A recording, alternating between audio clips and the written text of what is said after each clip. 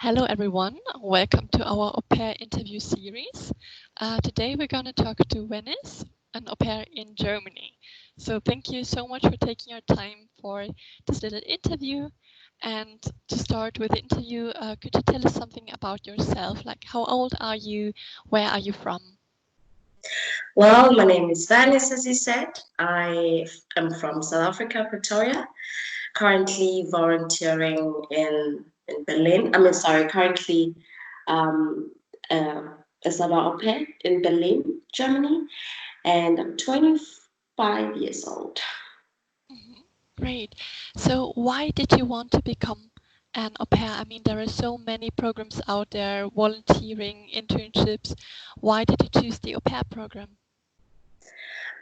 Well, for me, it has been first my love for the kids.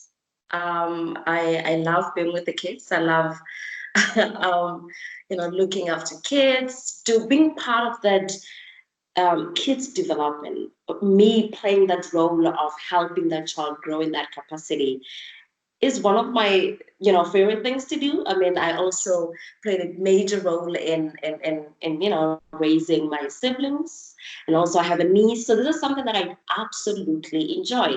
And I thought, why not do something like this in a different country? I mean, why not?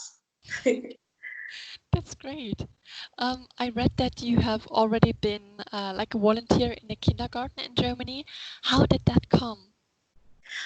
Well, in 2017, I had an opportunity because I was an intern in one of the organizations in South Africa, because I was studying communication, and then I had to do an internship. Then I ended up in this organization where they had German partners. So these German partners would bring their 10 volunteers in South Africa, and then the organization I was working for to do the same.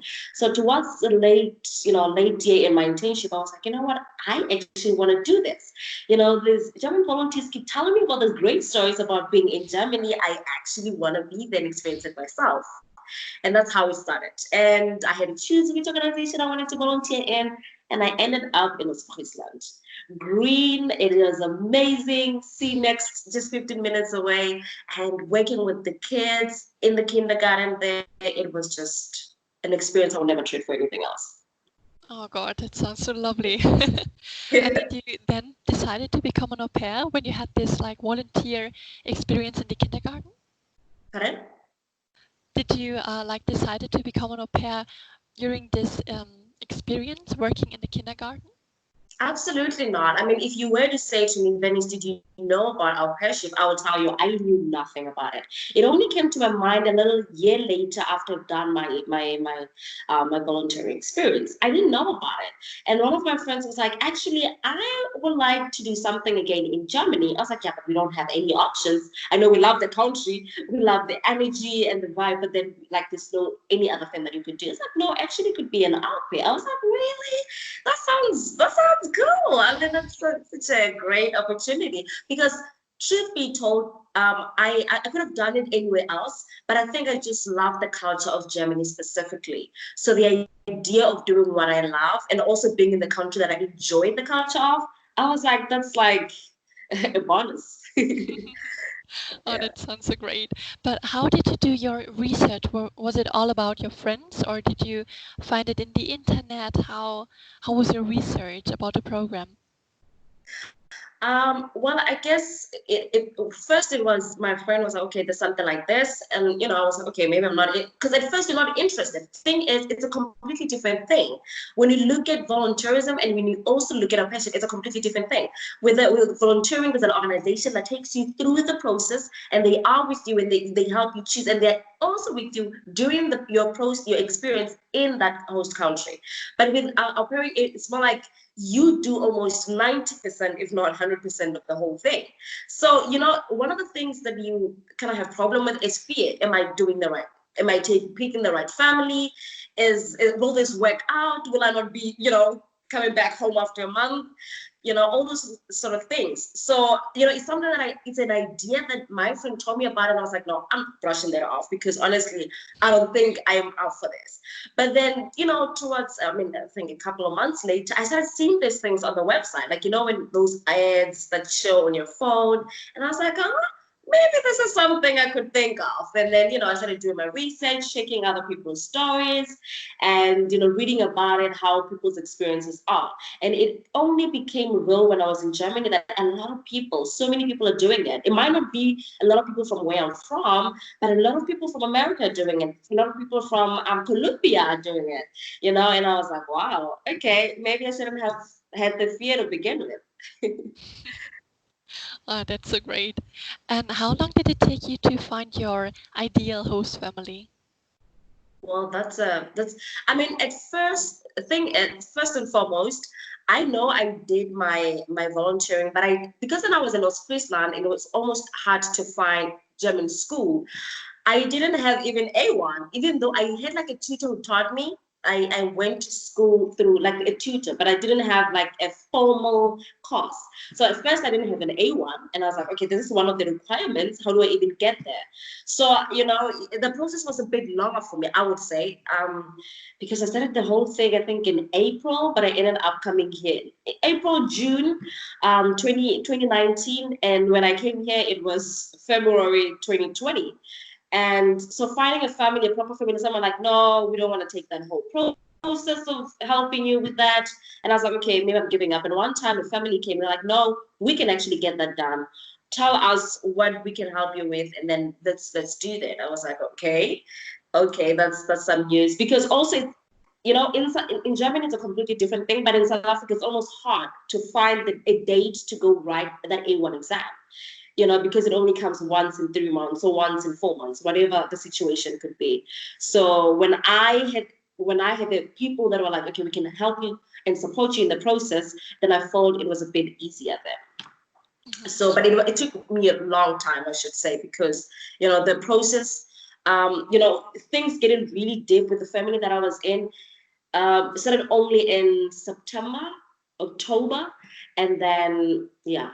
And then I had to do all these other things. And by January, I was getting my visa because, from South Africa, you need a visa. And then I was here on the 9th of February. Mhm.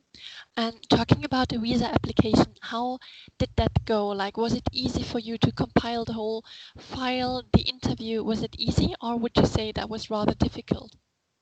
Well, I think for me to answer that, I'm going to answer that from my own perspective. People have different things, right? I don't know how it happened, but then with me, I just ensured that I had all the documents, like your contract, like your health insurance, your language course. Because I came to Germany last year as well for some conference, and I took that opportunity to come write an exam because I was already in Germany for some conference. I was like, why not write it? So I already had all the documents at that point.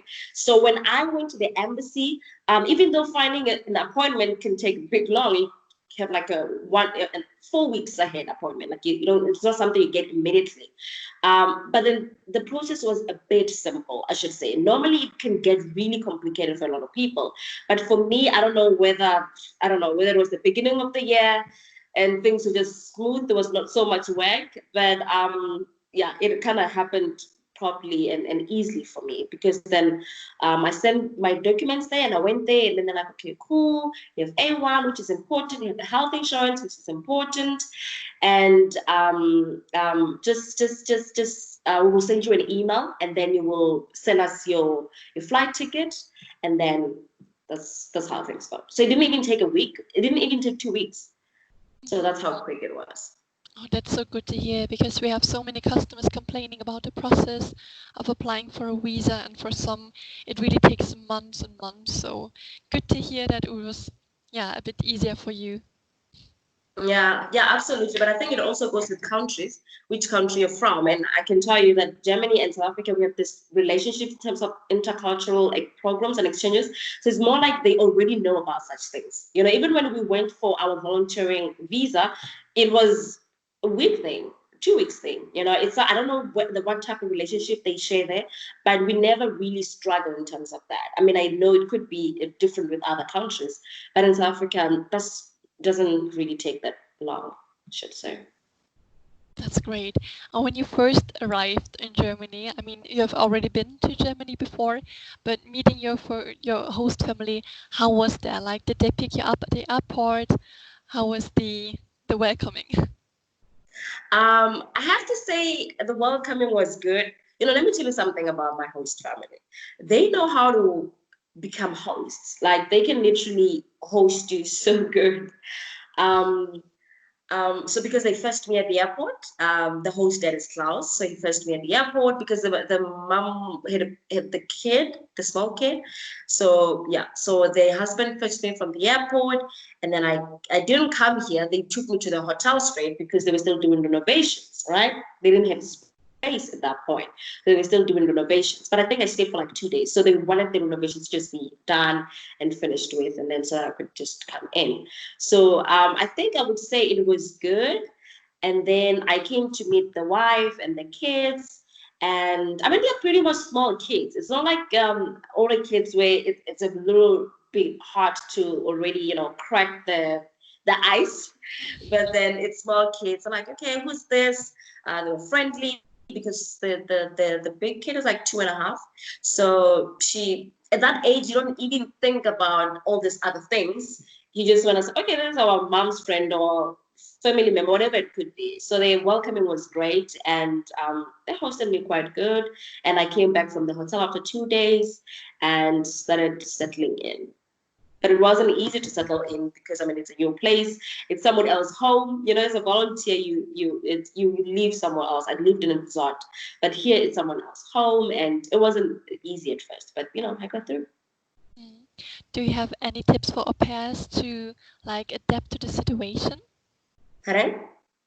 Do you have any tips for future au pairs how to adapt to the new environment, to the new situation? I mean, I would love to say I do, but I think it's different situation for everyone.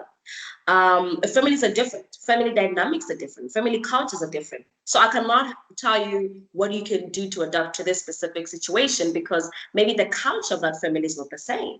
I mean, that's the first thing that I would ask the host families as I was doing interviews. What is your family culture like? Are you, it's a completely different thing.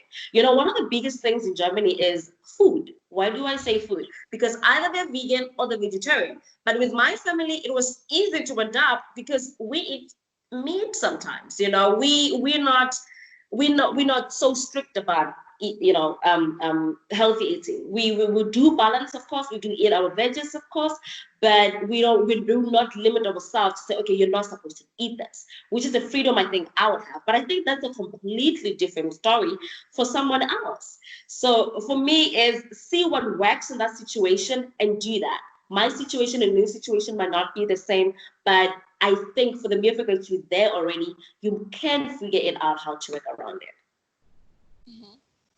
Okay, and did you ever feel homesick? I wouldn't say yet. I mean, because I came in a good time, so when we're heading to summer, homesickness comes for me when it's a bit winter. I mean, I love winter in Germany, but I feel like when there's a lot of things to do, you don't feel it yet. And because I've already stayed here, it's more like your second home. You don't immediately feel homesick after like 2 months or something. Maybe I would feel that after the year has, come to end, or 9 months or 11 months. But now I'm like in my fifth month. So it hasn't gotten there yet. So as I'm communicating with my family, I'm talking with everyone, I'm video calling, hey, I'm in Berlin, East Side Gallery. So I'm still going good. I'm still going good. But what do I miss? I guess only the food, I kind of miss the food at some point. I mean, I'm an eater, so I would say I miss the typical South African dishes. Mm. So yeah. But luckily you're in Berlin, so there are so many restaurants, and I guess you have a like whole diversity of different cuisines in Berlin. I would say so, but I have to also correct. A lot of times people would think, okay, there's a lot of African restaurants, but it's never South African. Trust me, it's always, Oh. yeah, it's never South African. I've never found any restaurant where they say South African food. It's either it's food from Ethiopia or from Nigeria or Ghana, all this jollof rice. I've never seen anything from South Africa. Even when we try to go find brands, it's almost impossible to find South African ones. So, but Wow. It's like if I'm in my community with I've met a lot of South Africans who are out there as well. So maybe that's kind of also makes it a bit easier. We're like, okay, there's something that you could eat with, what kind of reminds you back at home. Okay, I was like, okay, let me join. But yeah, it's almost hard to find a South African restaurant. Oh, poor you. That I really think good. And you already mentioned that you found other au pairs in Germany. Was it easy for you to like get in touch with people to meet new friends? Um, I don't know whether I'm lucky or not, but I can tell you, I have one girl who's an au pair who just moved from Berlin now to from Bonn to Berlin. This is the same girl who was in the group with me as a volunteer. So we were the Oh, first elected. wow. Yeah, it's amazing, right? So it's not like there is this girl that I've spent a whole year in Germany with, and now spend a whole another year with as an au pair. So experiences can relate so much. And then at the same time, there's also this guy that has also been a volunteer in South Africa, in Germany as well. And then now he came back as an au pair. So it's more like I have this circle of people that can relate with my story, circle of people that understand my jokes and how crazy I can be. So it wasn't really hard because I already knew people. Some of them were even helping me in my process of getting these documents done and how to go with families and stuff like that. So it wasn't really hard.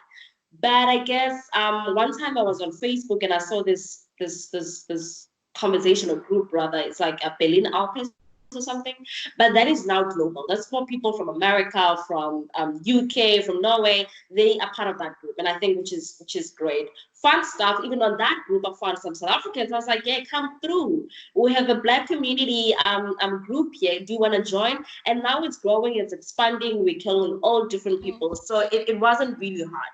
I can't say it was hard. It was really easy, and there's always a chance to meet someone new, and it's Oh, just that's so amazing. I'm so happy to hear that because some people, like, not especially in Berlin, but some people living in rather rural places, they struggle a lot. They cannot really find people sometimes. So it's so great that you, like, even created a new space for that. Oh, that's so cool. It's really important. I mean, that's the main thing to be here, like to be immersed in the culture, to speak the language. Do they speak the language with you? no, they're from Austria, but I mean they speak English, Hmm. but I because I want to learn, I speak with the kids in German, and it's a bit hard because I have to also work it out and speak English with them because they have to learn. So I try to balance it and I speak in both because that's the aim. That's why I'm here as well, to teach the kids English as well. You know what I mean? So yeah, it will be one of my dreams to be in that class and learn, and that would be so great. I really really love this language. I mean, honestly, I could have been anywhere else, but I love German language, and we use it so much in South Africa because I normally work with German organizations like the African German Youth Initiatives, and I think it would be great if I could also be fluent in the language. And it is your right to become fluent. So, Yeah. talking about like difficulties and problems, have you ever like faced culture shock? Was there something that you experienced that you were like, oh, what is this? Why is Germany so weird or something like that? Well, I think for me, because I've stayed already, I have a bit of experience. Culture shock in terms of how people behave, like getting in the train and nobody greets you, they just sit next to you. That is not normal. You don't sit next to someone and you don't greet them. It's not accepted where I'm from. I mean, that already I've gotten over it. But my shock would be home culture shock, like how people do things at home. Like, I mean, I don't want to sound old fashioned, but in terms like the host dad here handles the cooking, but whereas where I'm from, even if my dad would cook, but then 80% of the time it would be my mom in the kitchen. I mean, it's old fashioned, I know, but here the dad does it or no one does it at all. you know, and also one of the things is people force kids to sleep before 8:30. I mean, if kids want to stay with us, kids can stay with us till night. At least where I'm from, no kid goes to sleep and we the parents have a glass of wine. We don't do that. Yeah, but I guess that is the culture maybe in many countries.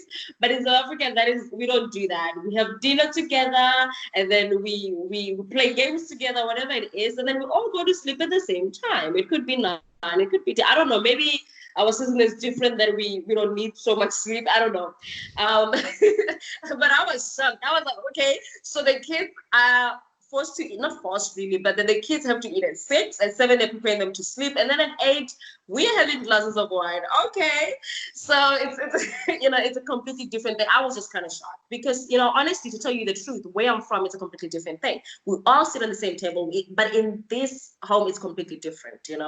We eat at the same table, we talk, we do some games, but I guess also maybe that is in that is more rooted in the culture of the working, I don't know, the working culture for them, because they're all probably really tired from work and they just don't have the time to do all that, which I totally understand. But from home, it's a completely different thing. I mean, my mom is a kindergarten teacher and she goes to work probably at 9 and she comes back at 5, and then she prepares something to eat for us, and maybe I could also help her. So by the time we get tired, we all are tired. The kids are doing homework, and then we call them for eating, and then now we talk, how was school, how was that? By that time, honestly, because we're not really early eaters, we all go to bed together at almost the same time.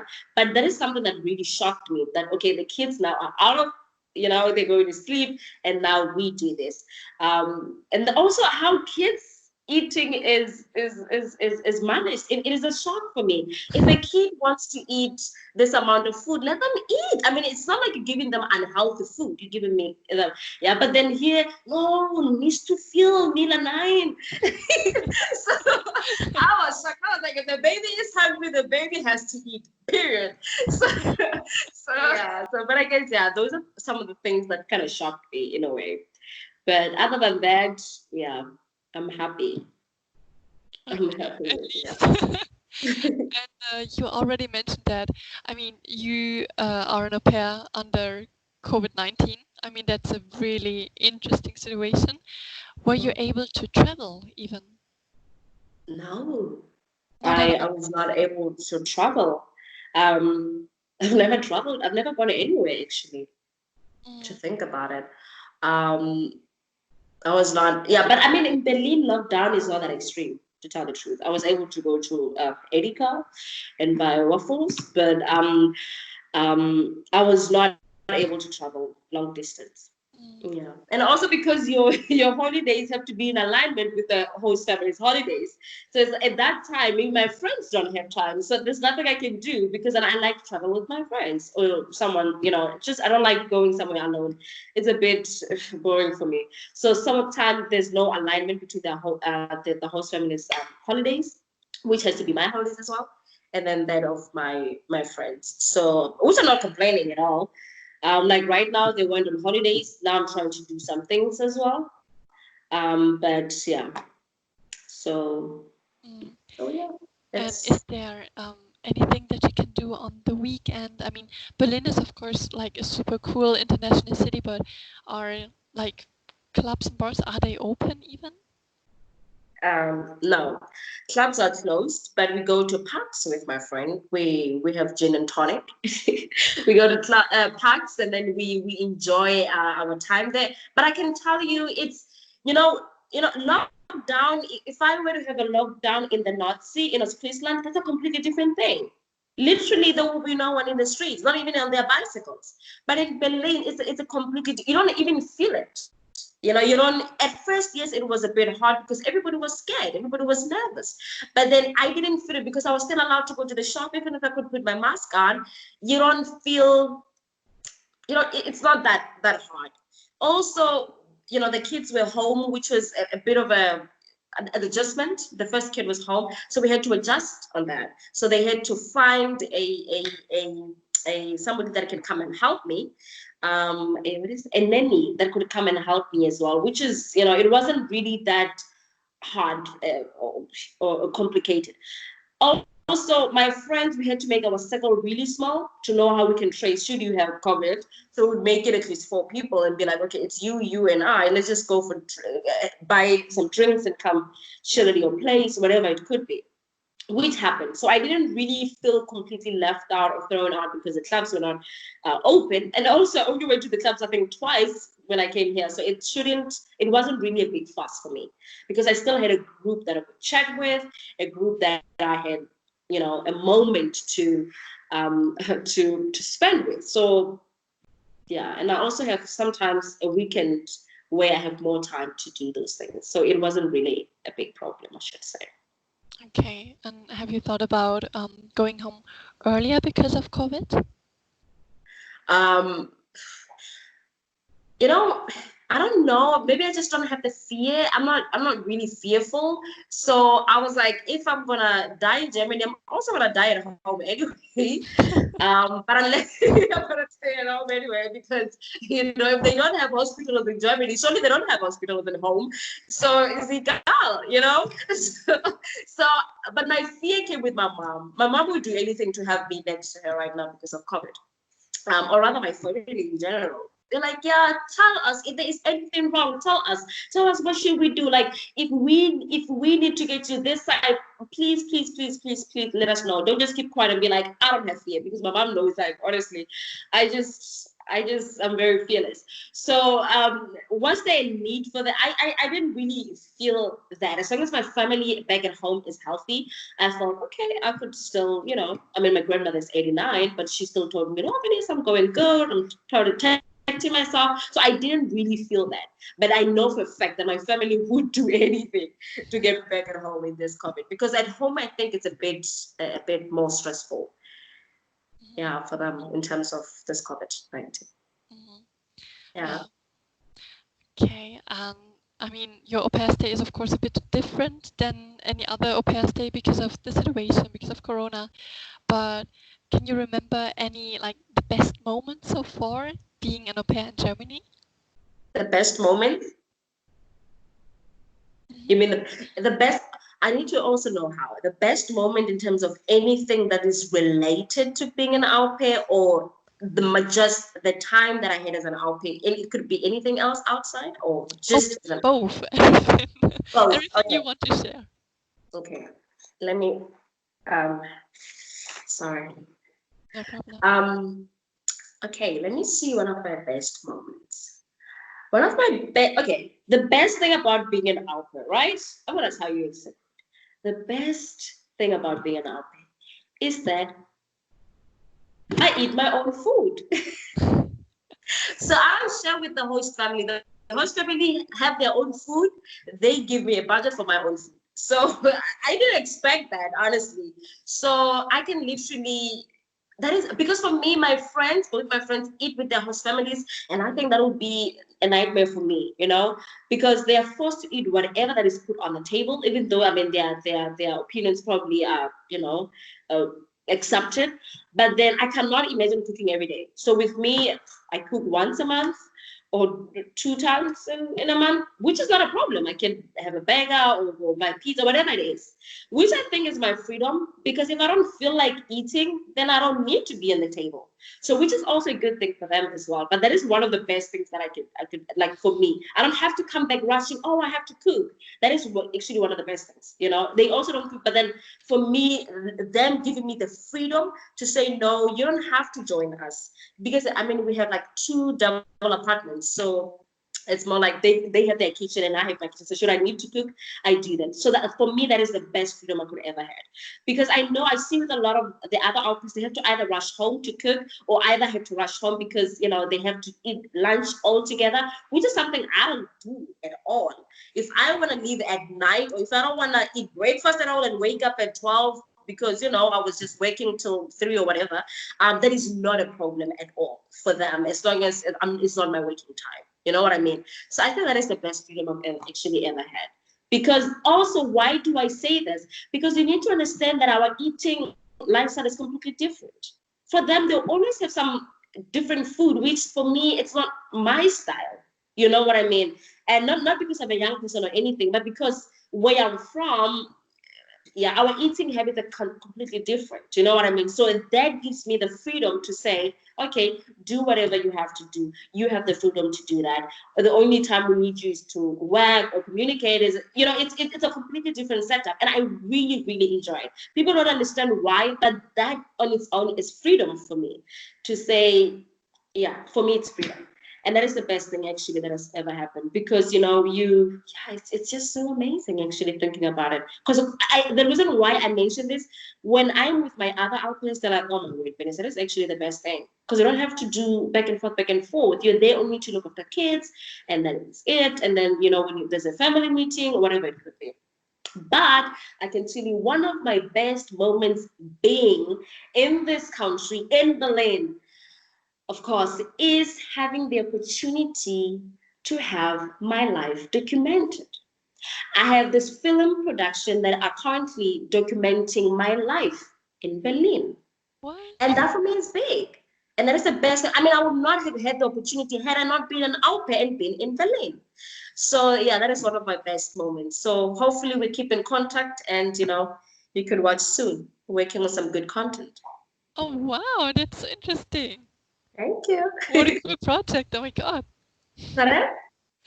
Such a cool project. I mean, not Yeah, everyone. it is. And Yeah. also such a cool person. I like being on camera, so so I'm loving it, trust me. That's so great. Okay, Yeah. then my one last question is, would you do it again? Become an au pair in Germany? And what would you do different, maybe? Um, I would. I would do it. I would. I don't know whether I would do it because it's Germany, but I would do it. I will also do it because of the city. I would do it also because my family is young people that are not.